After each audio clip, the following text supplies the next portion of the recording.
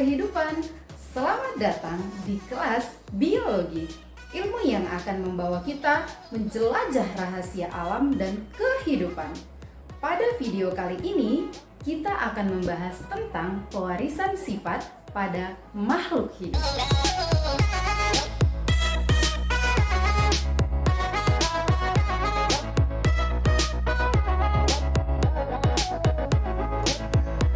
Pernahkah kamu bertanya-tanya, mengapa kamu bisa memiliki rambut keriting, sedangkan temanmu berambut lurus?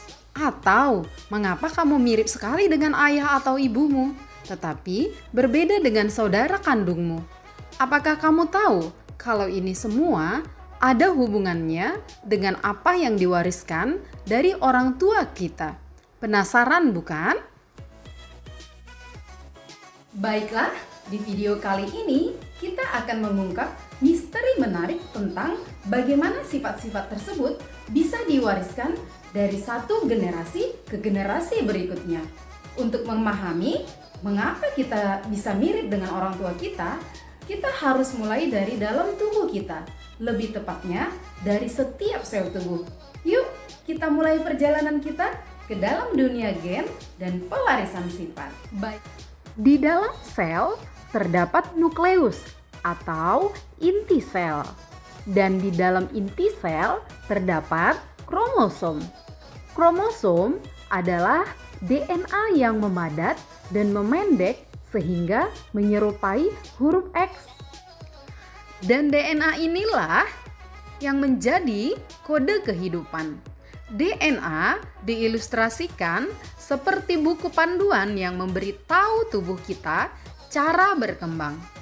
Di dalam DNA ini terdapat ribuan gen, dan gen inilah yang menentukan berbagai sifat yang kita miliki, seperti warna mata, tinggi badan, jenis rambut yang kita warisi, bahkan penentu bakat dan minat kita. Dahulu, orang belum mengetahui tentang ilmu DNA sebagai pewaris sifat.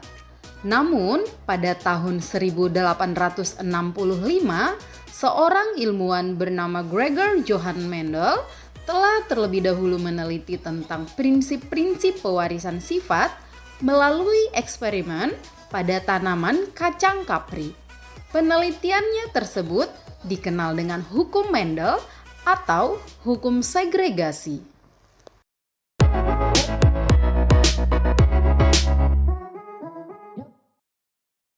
Sebelum kita bahas lebih lanjut tentang hukum Mendel, agar lebih mudah memahaminya, kita akan terlebih dahulu mengetahui istilah-istilah dalam pewarisan sifat.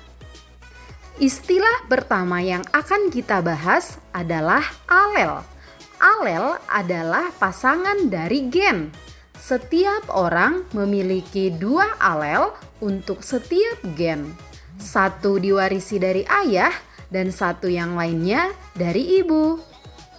Kedua, genotip. Genotip merupakan jenis gen yang mengendalikan fenotip. Biasanya dilambangkan dengan huruf-huruf tertentu.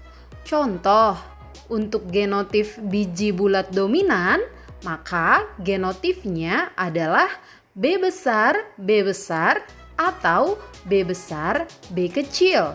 Sedangkan untuk biji keriput dikendalikan oleh genotip B kecil, B kecil.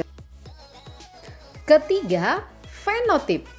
Fenotip adalah sifat yang terlihat atau terwujud secara fisik seperti warna mata, tinggi badan, bentuk biji, dan lain-lain. Keempat, dominan dan resesif. Dominan adalah gen yang bersifat mengalahkan, dan resesif adalah gen yang bersifat dikalahkan. Selanjutnya, kelima yaitu parental dan filial. Parental adalah generasi orang tua dalam persilangan, sedangkan filial adalah keturunan atau anak yang dihasilkan dari persilangan tersebut. Yang keenam, homozigot. Homozigot adalah alel yang sama. Contoh, A besar A besar, A kecil, atau R besar. Selanjutnya, heterozigot. Heterozigot sebaliknya, alel yang berbeda. Contoh, A besar, A kecil, R besar, R kecil, dan lain-lainnya. Luar biasa, kita telah memahami bagaimana sifat-sifat diturunkan melalui gen, alel, dan berbagai istilah lainnya. Tapi ini baru permulaan. Sekarang saatnya kita melangkah lebih jauh dan mempelajari hukum penting yang menjadi dasar genetika modern, yaitu hukum Mendel 1 dan hukum Mendel 2. Siap untuk mengungkap bagaimana sifat-sifat ini diwariskan dari satu generasi ke generasi berikutnya? Yuk, kita lanjutkan perjalanan kita ke dalam dunia pewarisan sifat bersama hukum Mendel. See you!